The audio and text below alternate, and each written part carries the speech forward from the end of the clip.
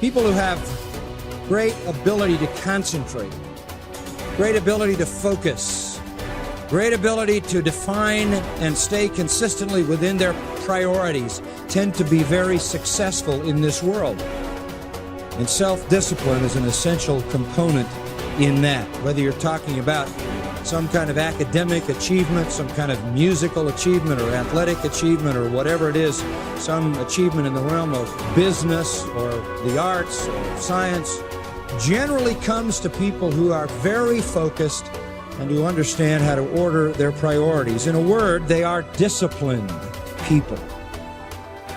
I've always been disciplined myself because I've always lived a disciplined life.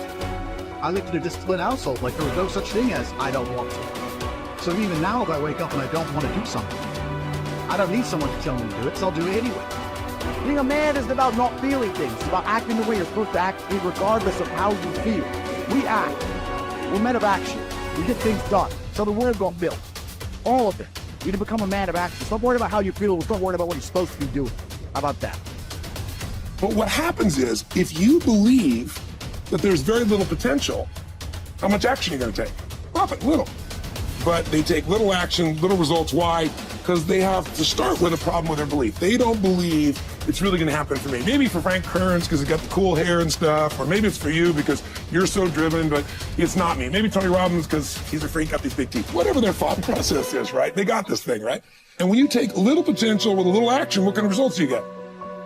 Lousy little results. And when you get little results, what does that do to your belief? You go, see, I told you this was a waste of time. And then what happens? You tap even less potential. You take even less action. You get even worse results, and your belief gets even weaker. And this sucker feeds on itself until you are in a downward spiral. It's poisonous. It's poisonous and it's self-fulfilling. Now, what if something could happen that could come along and fill you with a sense of absolute certainty? Not like I believe, but mean where you know. In you guys' case, mine as well, we knew because we had to. Because we burned the boats. There was no other option. We had to find a way. We weren't going to live that way. We all did it in different ways and for different reasons, but in essence, that was it.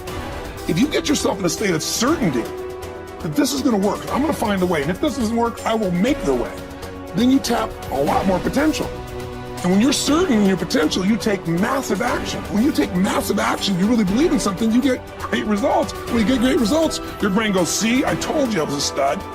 I told you this thing would work out. Now you're even stronger. You tap more potential, take greater action, greater results. That's how you went from $300 in a week to $2,500 in 5 days to $100,000 in a month to $1 million in a day. Same thing with you. And we get momentum. That's why the rich get richer and the poor get poorer.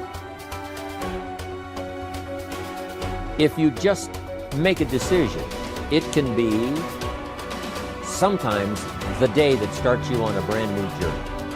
Sometimes when you look back on it, the day that you decided was just about as exciting as the day when you finally accomplished the project. That when you finally made the decision, you finally, got through whatever barriers kept you from making that decision, and finally you made a decision. Now, some decisions are incidental and some are small, and some, are part of a working day. But sometimes decision-making can be one of the most important days of your life. Maybe a decision you postponed, and now you understand the penalty of postponing that decision. You've got to do something, and finally you come to the conclusion, today is the day. I now decide. And whether you decide on a new direction, whether you decide on a refinement in philosophy, whether you decide to act when before you haven't acted, you decide on a series of things that you're going to do, you decide. Deciding can be such an incredibly important, very exciting, inspirational day. So that can be an incredible source of inspiration.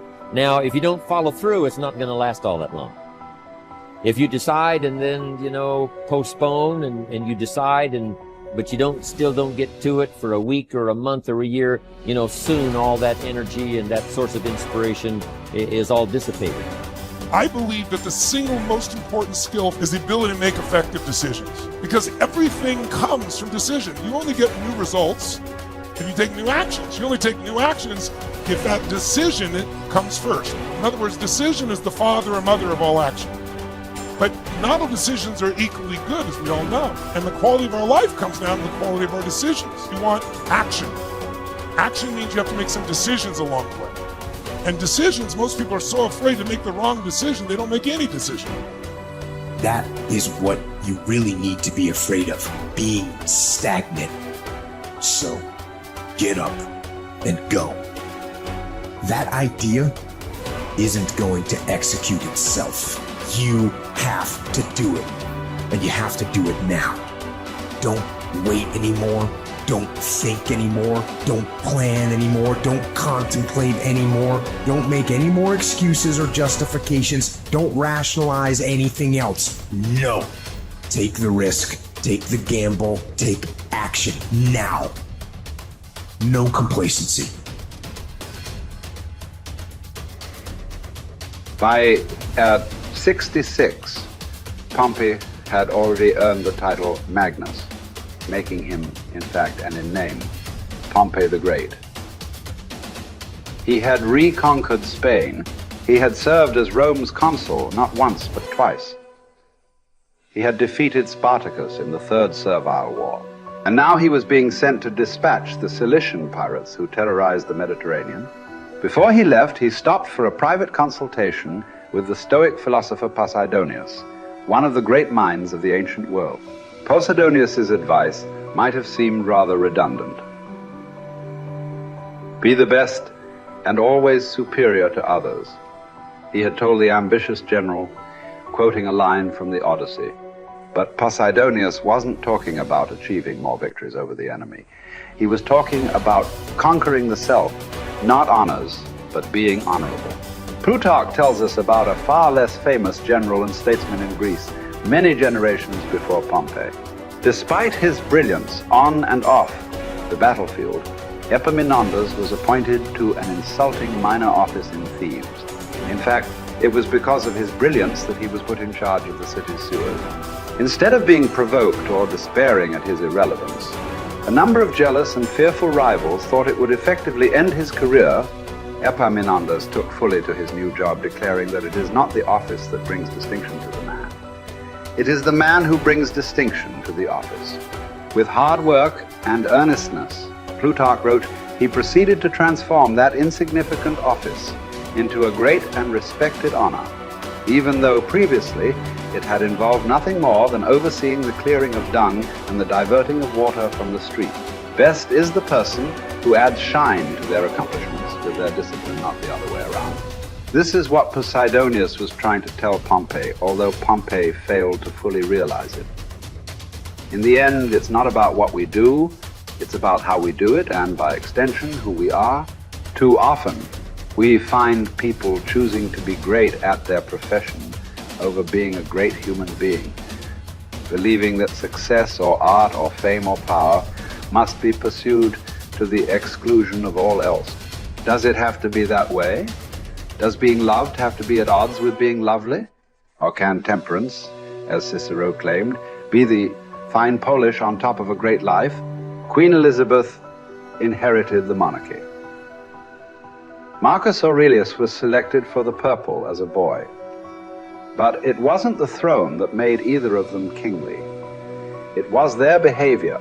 They were what the ancients called first citizens, for their character as much as their rank.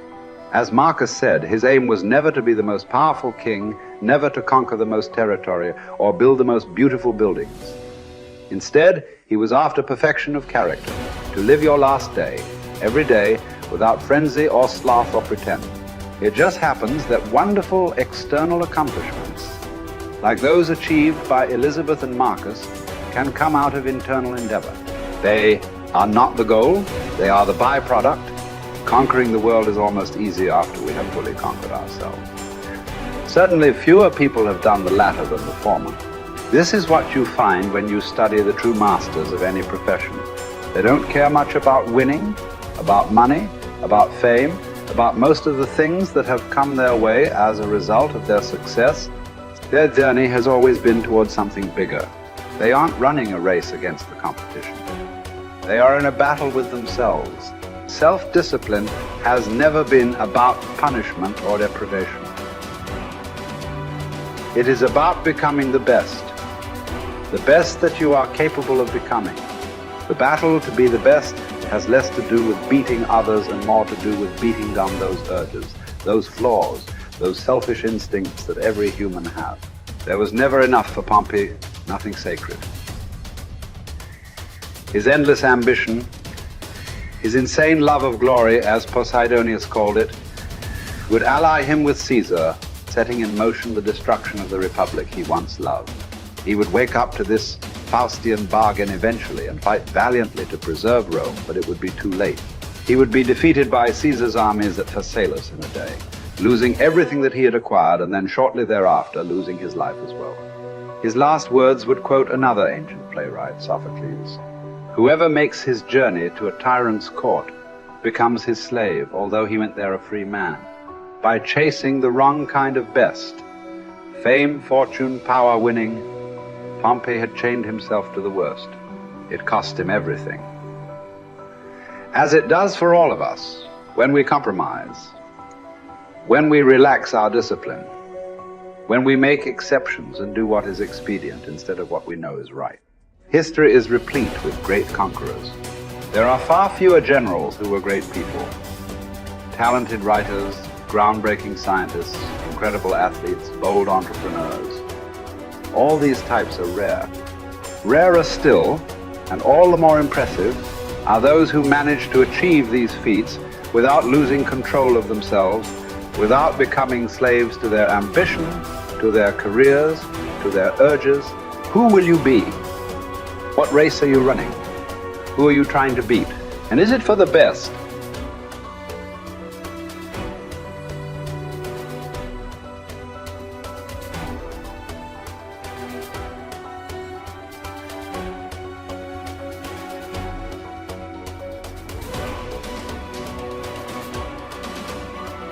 Today is another good day.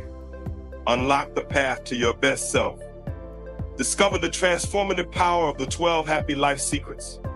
Embrace all of them and watch your happiness thrive. Remember, your happy life is an inside job.